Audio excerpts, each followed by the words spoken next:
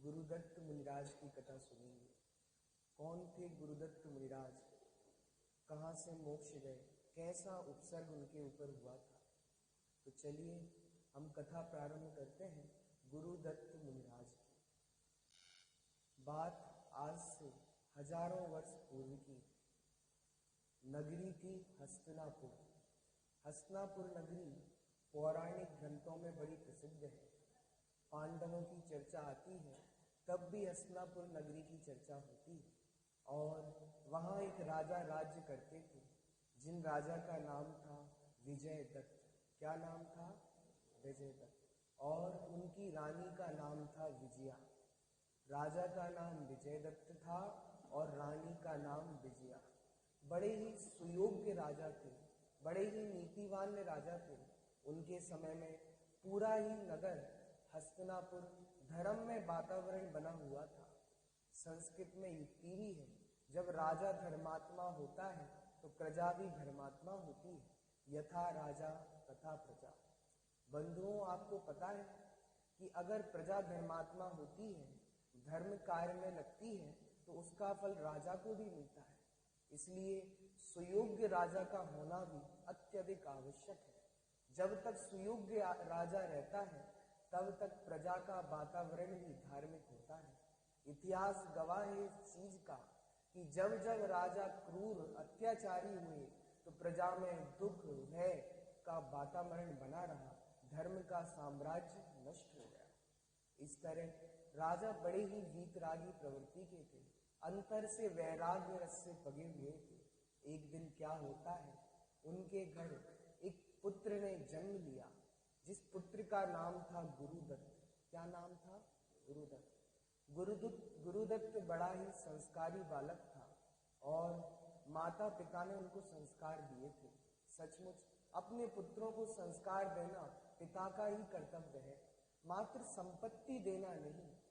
सोचो, हम बेटे को संपत्ति तो देना चाहते हैं परंतु संस्कार देना नहीं चाहते।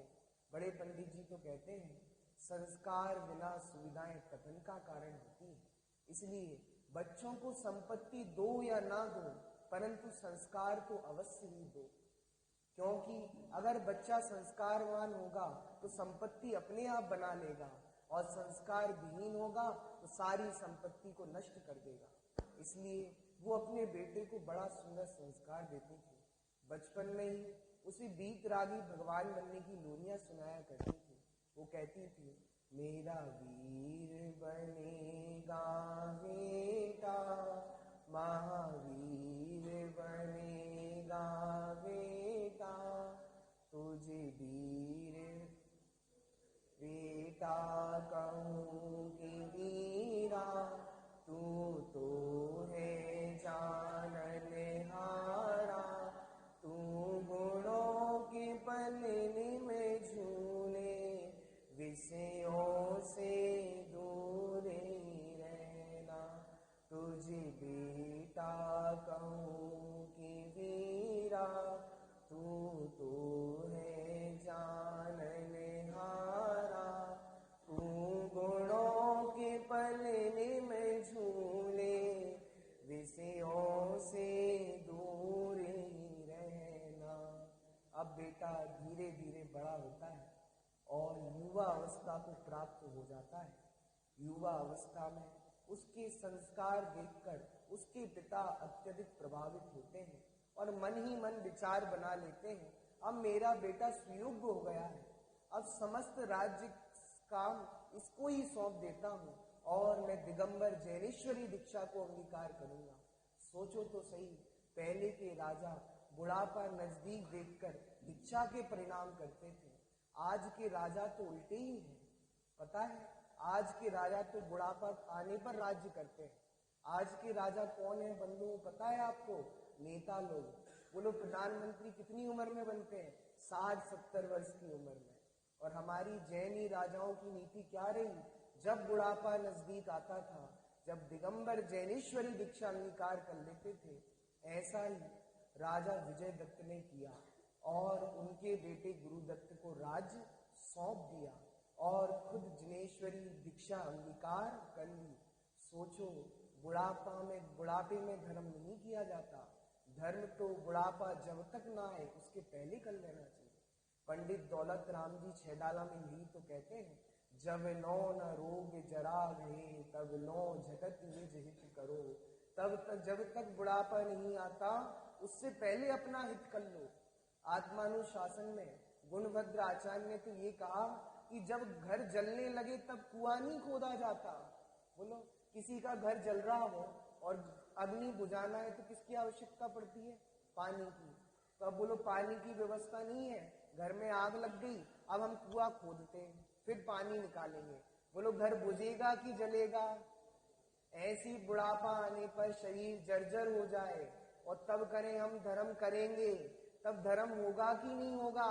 नहीं होगा। ऐसे ही फिर श्री दत्त राजा ने, विजय दत्त राजा ने जिनेश्वरी दीक्षा अंगीकार कर ली और गुरुदत्त को सब राज्य का सौंप दिया और वो वन में विचरने लगे। गुरुदत्त बड़े ही अनुशासन प्रिय राजा थे और वो भी अपने पिता के समान नीतिवान राजा थे। उनके राज्य में आपको पता है क्या होता था?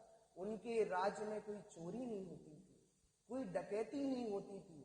चोरों ने अपने घर बदल दिए थे, डकैत पूरे हस्तिनापुर नगर को छोड़ के चले गए थे, क्योंकि चोरन के पुर ना बसे। यहाँ देखा, यहाँ का राजा तो नीतिवान था। वहां के लोग कभी अपने घर के गेट पर ताला नहीं लगाते थे। कितना सुंदर राज्य होगा वो। वहां के जितने भी कारागार थे सब खाली थे, क्योंकि न चोर थे न डकैत थे। तो वहां की कारागार, वहां की जेल भी कैसी रहेंगी? खाली रहेंगी। और बड़ा मंगलमय शासन चलता रहा। एक दिन क्या होता है, गुरुदत्त जो कि सुयोग्य राजा थे, वो विचार करते हैं मैं अभी पूर्ण राजा नहीं हुआ हूं, क्योंकि गुरुदत्त के पिता जो विजय दत्त थे, उन्होंने अपने बेटे को बिना विवाह के ही राजा बना दिया था। तो गुरुदत्त अपने आप में अनुभव करते हैं अभी मैं पूर्ण राजा नहीं हुआ। क्यों? राजा तो वो ही है जिसके साथ उसकी रानी हो। अभी तक मेरा विवाह नहीं हुआ, अब मुझे जल्दी से विवाह करना योग्य है और एक पूर्ण राजा बनना योग्य है। और वो विवाह के बारे में विचारते हैं। तभी क्या घटना घटती है देखो। तभी वहीं की पास की नगरी में एक अभयमती नाम की कन्या रहती थी और उसके पिता ने देखा मेरी पुत्री तो सुयोग्य और युवा हो गई है, अब इसके विवाह की तैयारी कर लेना चाहिए। पर उनके पिता विवाह की तैयारी के लिए बिल्कुल भी चिंतित नहीं थे। आप सोच रहे होंगे जिसके घर में युवा कन्या हो और वो विवाह के लिए चिंतित ना हो, ये कैसे हो सकता है? लेकिन सचमुच वो जानते थे कि जब इस धरती पर स्त्री का जन्म होता है उससे पहले उसके वर का जन्म निश्चित ही हो जाता है। इसलिए स्त्रियों के विवाह की चिंता में व्यर्थ ही व्यग्र होने से क्या होता है। तो उनके जो पिता थे वो बिल्कुल भी व्यग्र नहीं थे।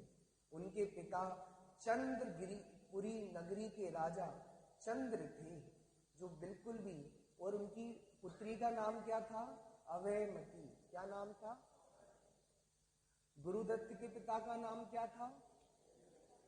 और रानी का नाम क्या था? विजया। और गुरुदत्त की अब जो अभयमती थी धीरे धीरे युवा अवस्था होती गई। एक दिन दोनों के बीच में वार्तालाप तो नहीं हुआ था, परंतु क्या होता है, गुरुदत्त ने जो उनकी अभयमती थी उनके गुणों की बहुत प्रशंसा सुनी थी, उनके रूप सौंदर्य की चर्चा बहुत सुनी थी। उन्होंने सुना था अभयमती तो स्वर्ग की अप्सरा के समान सुंदर है।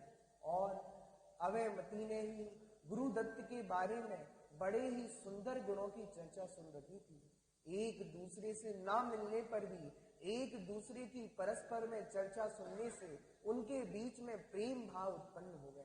और अभयमती मन ही मन मान चुकी थी कि मेरा विवाह यदि किसी से होगा तो गुरुदत्त से होगा।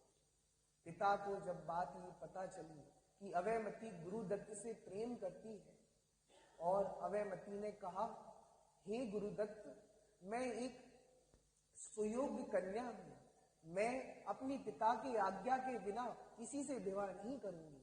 तो क्या होता है, गुरुदत्त विवाह का आमंत्रण उनके पिता को भेजते हैं, पर उनके पिता कहते हैं, अरे तुम्हारे पापा ने तो जिंदीक्षा ले ली और तुम्हारे माते कोई है ही नहीं, तुम एक सुयोग्य राजा नहीं हो सकते, अतः मैं अपनी कन्या तुम्हें नहीं दूंगा। और अवयमती की शादी को गुरुदत्त से मना कर दिया। लेकिन क्या होता है, गुरुदत्त क्षत्रिय राजकुमार थे।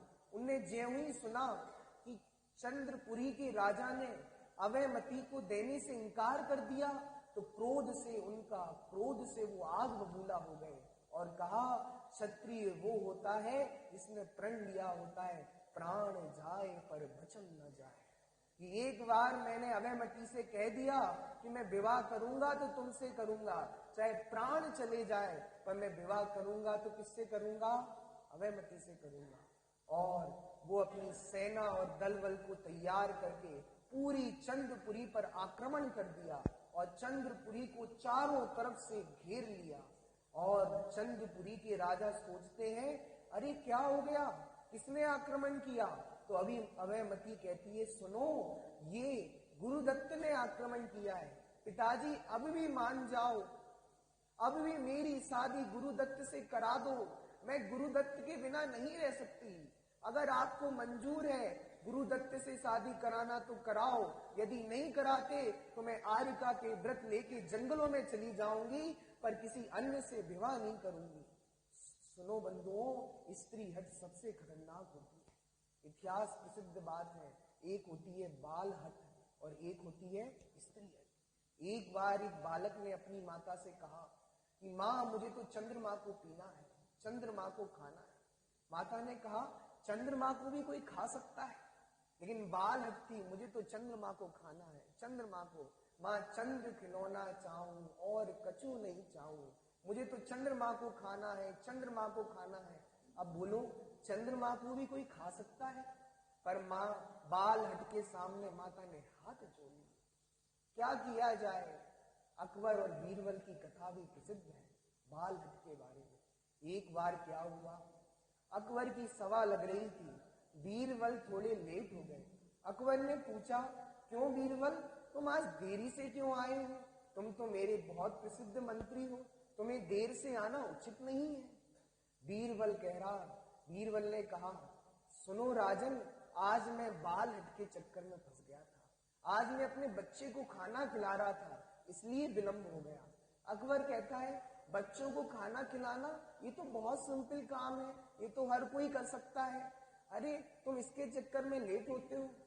बीरबल कहता है, सुनो महाराज, आपको लगता है कि बच्चों को खाना खिलाना आसान होता है, बाल हट सबसे खतरनाक हट होती है।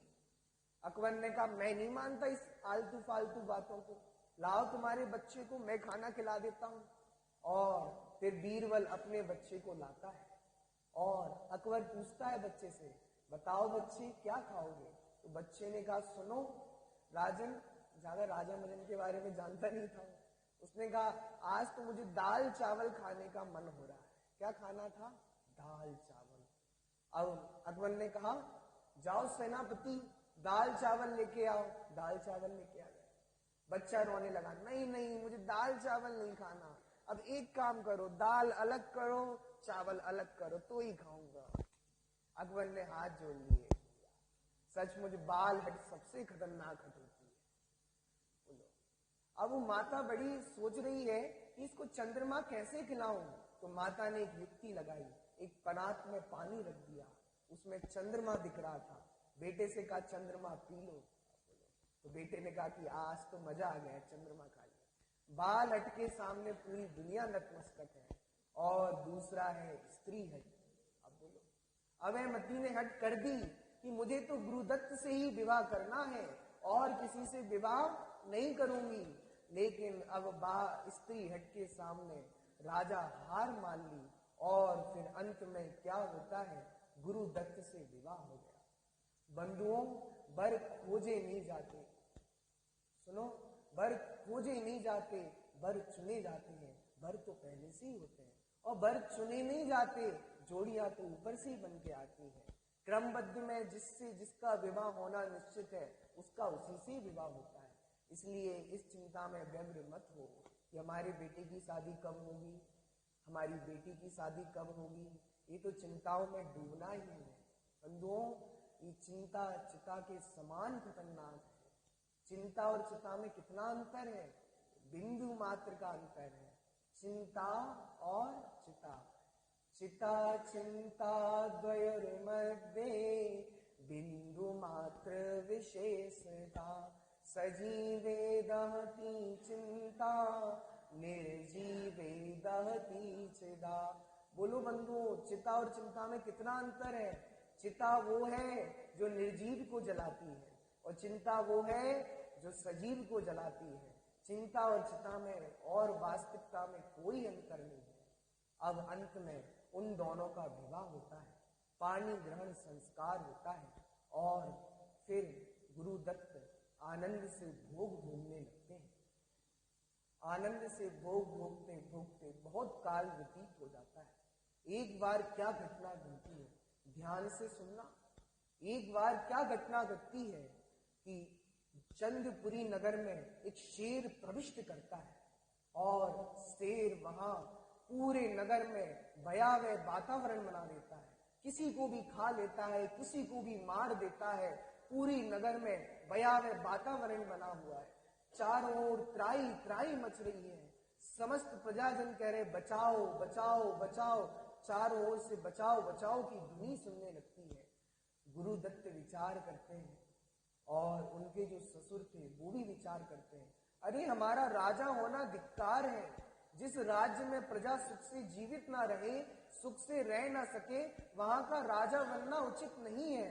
और फिर गुरुदत्त विचार करते हैं कि उस शेर को जब तक मैं नहीं मारूंगा तब तक मुझे चैन नहीं पड़ेगी।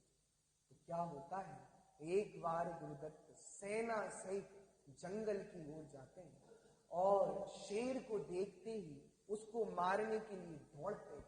शेर आगे और गुरुदत्त की सेना पीछे। शेर दौड़ता जा रहा है, दौड़ता जा रहा है और एक गुफा में घुस गया और गुफा में घुसा। अब क्या होता है, गुरुदत्त अपने सैनिकों को आज्ञा देता है उस गुफा को बाहर से लकड़ियों से बंद कर दो और उसमें आग लगा दो। और अंदर शेर फंसा हुआ था, बाहर से आग लगा दी और शेर के अस्थि पंजर सब जल गए। और अंत में जाके देखा तो बंधुओं क्या बची, हड्डी मात्र बची थी और शेर जल गया और 8 रौद्र परिणाम से मरकर शेर। बंधुओं, अब गुरुदत्त आते हैं और ससुर जी के पास आज्ञा लेकर कहते हैं कि बहुत दिन हो गए चंद्रगिरी नगरी में रहते रहते, अब हम हमारे हस्तिनापुर नगर में जाएंगे। घर जमाई बनना कोई अच्छी बात नहीं है, ये कोई क्षत्रिय का लक्षण नहीं होता। और फिर वो बाद में हस्तिनापुर नगरी में जाते हैं। बंधुओं, गुरुदत्त की पत्नी का नाम क्या था? जोर से बोलो, आवाज नहीं आ रही। हाँ, और गुरुदत्त और अवयमती दोनों हस्तिनापुर जाते हैं और एक दिन शुभ सूचना मिलती है कि गुरुदत्त के पुत्र रत्न की प्राप्ति हुई है। चारों ओर मंगल गान होते हैं। गुरुदत्त पूरे नगर में घोषणा कर देते हैं कि जिसको जो चाहिए वो सब ले लो और किमिच्छित दान की घोषणा कर देते हैं और बड़े प्रसन्न होते हैं।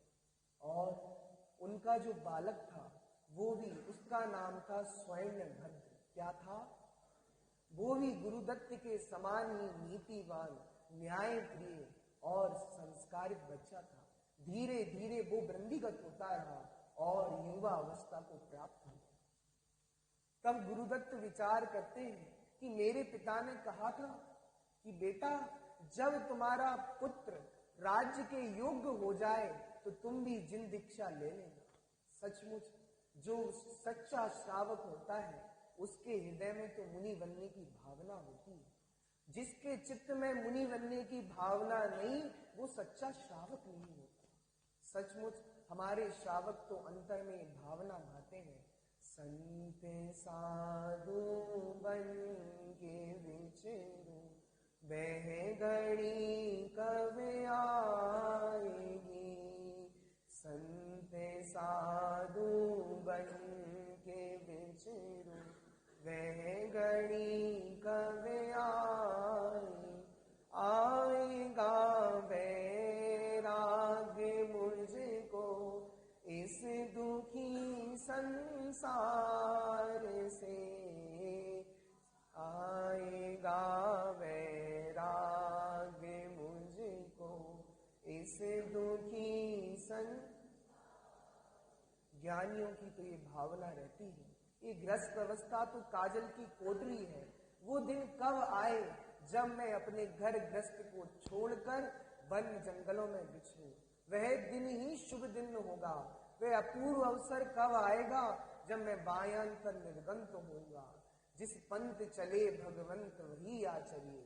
जो पंथ 2400 तीर्थंकरों ने अपनाया, अनंत ज्ञानियों ने अपनाया, उस पंथ को कब अंगीकार करूंगा। और गुरुदत्त के अंदर वैराग्य प्रबल होता रहा और वो एक दिन मंगल में अवसर आया। गुरुदत्त ने अपना सारा राजपाट अपने स्वर्णवध पुत्र को सौंप दिया और वो भी वन में चले गए और वन में जाकर जैनेश्वरी दीक्षा अंगीकार कर ली। और उन्होंने जैनेश्वरी दीक्षा अंगीकार करके अंतर्मग्न शुद्धोपयोग में लीन रहते, मानो वो सिद्धों से बातें करते। मुनि जीवन किसका नाम, मुनि दशा तो कोई उत्कृष्ट दशा है। गुरुदेव कहा करते थे वो तो केवल ज्ञान की तलैटी है, कब केवल ज्ञान ले ले कुछ पता ही ना चले। ऐसी मुनि दशा को अंगीकार करके वो आनंद से मुनि दशा में जीवन व्यतीत कर रहे। यहाँ क्या होता है बंधुओं, आपको याद है ना कि गुरुदत्त जब चंद्रगिरी नगरी में थे, उन्होंने एक शेर को जलवाया था। वही शेर मरकर एक ब्राह्मण के यहाँ कपिल नाम का ब्राह्मण हुआ। कौन सा ब्राह्मण हुआ? कपिल नाम का ब्राह्मण स्वभाव से ही गुस्सैल था, क्रोधी था और उसकी आंखों से मानो क्रोध टपकता था। एक बार क्या होता है, गुरुदत्त मुनिराज जंगल में बैठे आत्म साधना कर रहे थे। वो जंगल आपको पता है बंधुओं, वो जंगल था द्रोणगिरी का जंगल। कहाँ का जंगल था? और द्रोणगिरी की तलेटी में बैठकर मुनिराज साधना कर रहे थे। और क्या होता है, वही कपिल नाम का ब्राह्मण आता है और देखता है कि मुनिराज तो मेरे खेत में बैठ के साधना कर रहे हैं।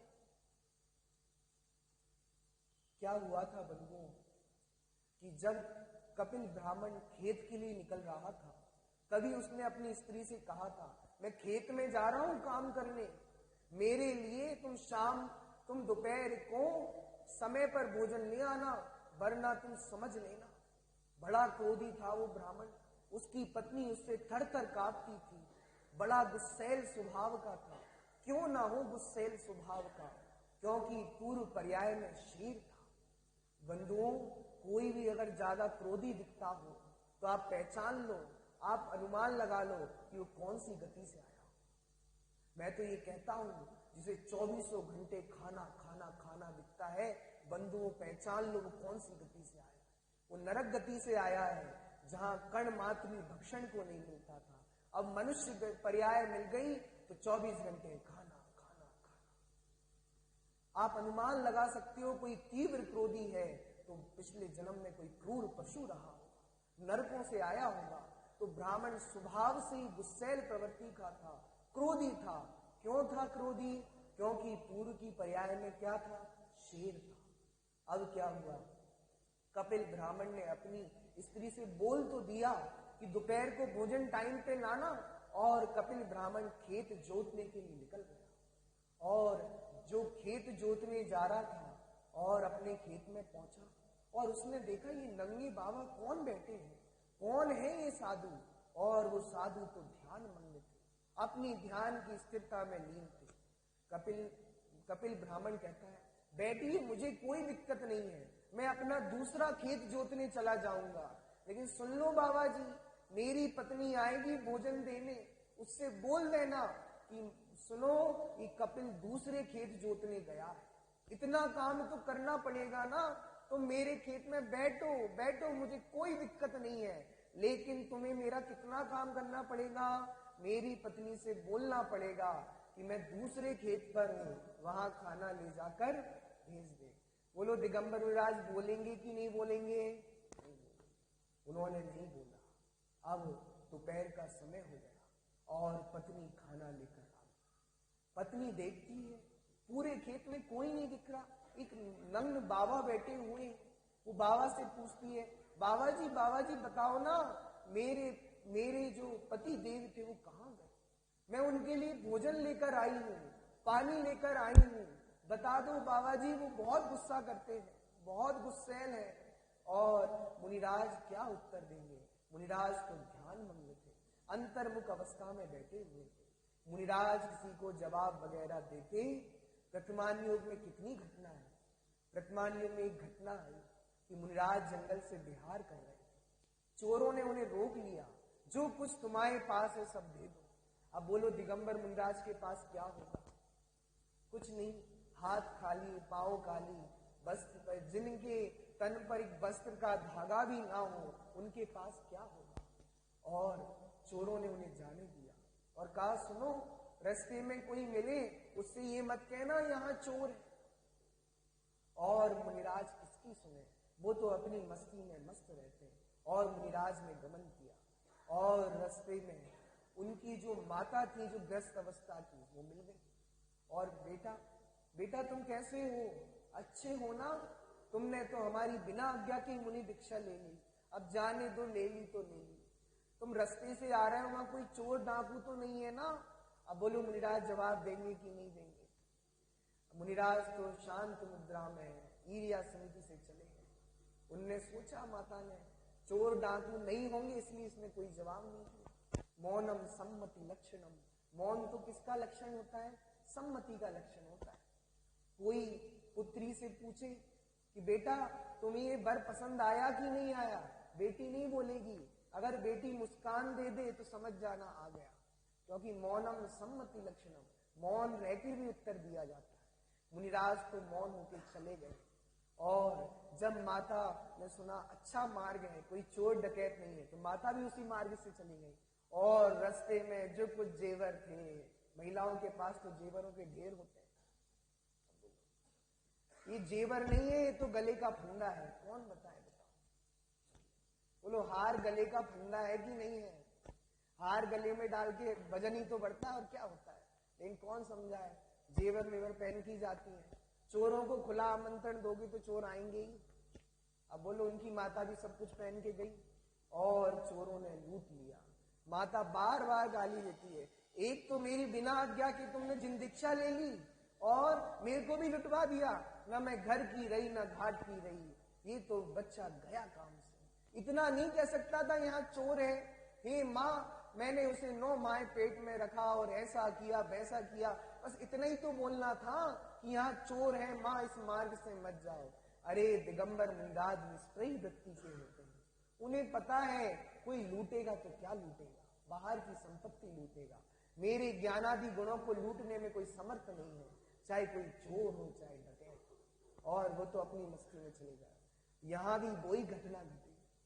वो स्त्री पूछ रही है गुरुदत्त मुनिराज से कि मेरे जो पति देव थे वो कहाँ गए? पर मुनिराज तो अपने आनंद में लीन थे, उन्हें कोई मतलब नहीं था। और पत्नी चारों ओर ताक झांक करके चली गई। वहां कपिल नाम का ब्राह्मण, अब पेट में तो चूहे घूम रहे थे। बोलो, जब समय पर भोजन नहीं मिले हमारी क्या हालत होती है, और 1-8 घंटे बाद मिले, अब क्यों लाई हो थाली, फेंक दो, जब भूख थी तब तो दी नहीं, अब क्या करने आई हो? और कपिल नाम का ब्राह्मण था, अंदर ही अंदर गुस्से, कैसी पत्नी है मेरी, मेरी पल्ले में पड़नी थी क्या ऐसी? बोलो, पत्नी को गालियां दे रहा था, पत्नी पर क्रोधित हो गया था। आज मैं घर जाऊंगा, इसकी क्लास लेके आऊंगा। और कपिल नाम का ब्राह्मण खेत से एक डंडा उठाया और जाकर घर के बाहर खड़ा हो गया। कहा है तू निकलती है कि नहीं निकलती? पत्नी कांपती हुई, थर थर कांपती हुई आई। स्वामी क्या हुआ, क्या हुआ स्वामी, क्या हुआ? अरे मैंने तेरे से कहा था ना कि दोपहर को मैं खेत पे जा रहा हूं, तू मेरे लिए भोजन लेके आना। पत्नी कहती है, स्वामी सुनो तो सही, मैं तेरी एक सुनने वाला नहीं हूं। क्रोधी व्यक्ति किसी की नहीं सुनता, क्रोध तो अंधा होता है, क्रोध में किसी को कुछ नहीं दिखता। वो कह रही, स्वामी सुनो सुनो सुनो।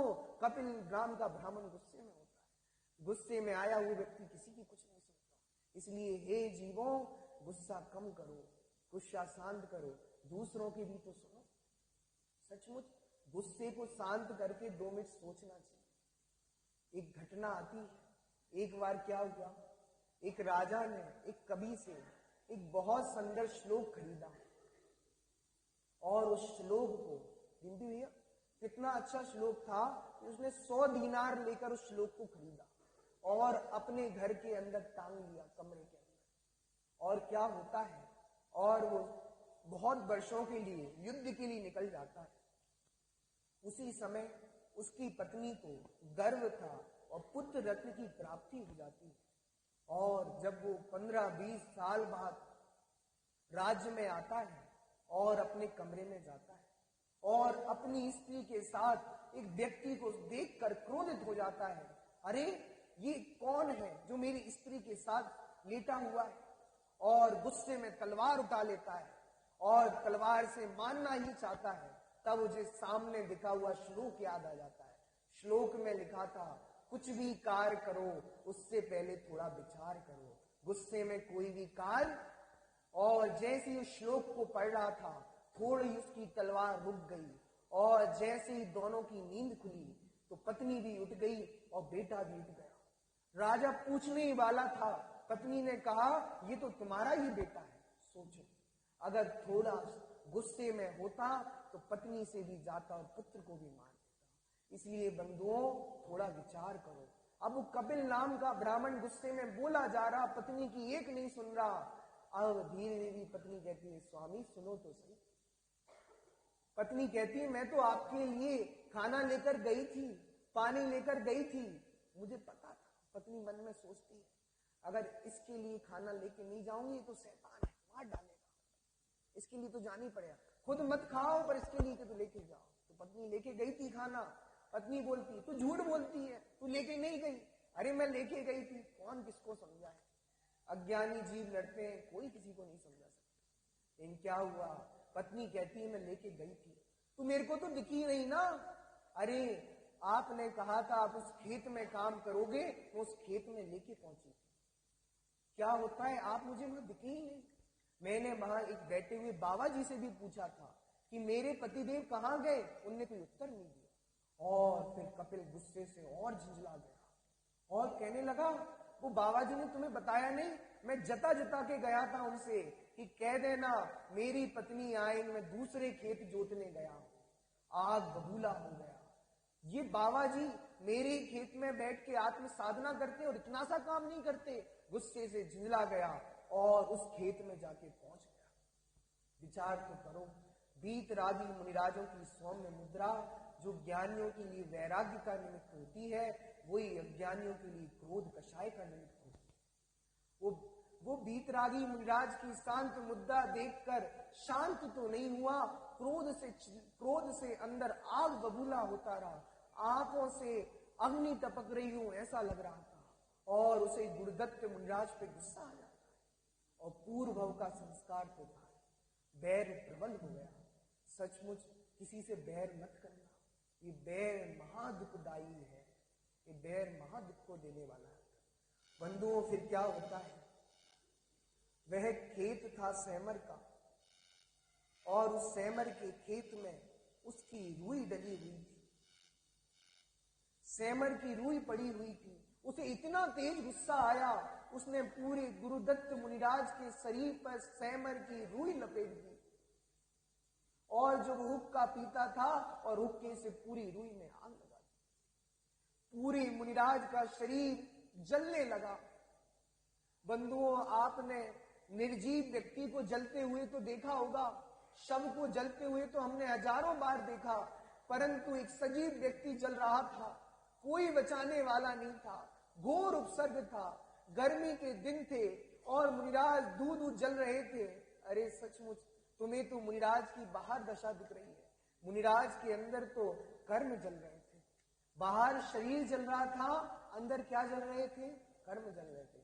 अरे बाहर तो शरीर उष्ण था, जल रहा था, अंदर वो छपक शैनी मारकर अंदर आत्मा की शीतलता का अनुभव कर रहे थे। सचमुच बैरी का क्रोध कितना खतरनाक होता है। मुनिराज पर घोर उपसर्ग हुआ, घोर उपसर्ग हुआ। विचार तो करो, हमारा शरीर थोड़ा भी जल जाता है तो कितना दर्द होता है, कितने दिनों तक उसको लगाते रहते हैं, मलम पट्टी करते रहते हैं।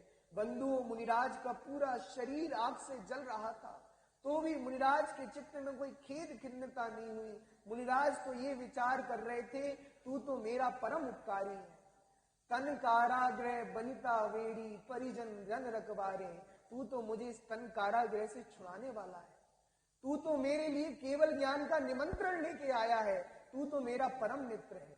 पर मुनिराज सोचते हैं, लेकिन तू तो अपनी क्रोध रूपी अग्नि में जलकर तेरा ही नुकसान कर रहा है, मेरा कोई नुकसान करने वाला। सचमुच मुनिराज आग की लपटों से जल रहे थे, तो भी मुनिराज के अंदर तो आनंद के झरने झर रहे थे।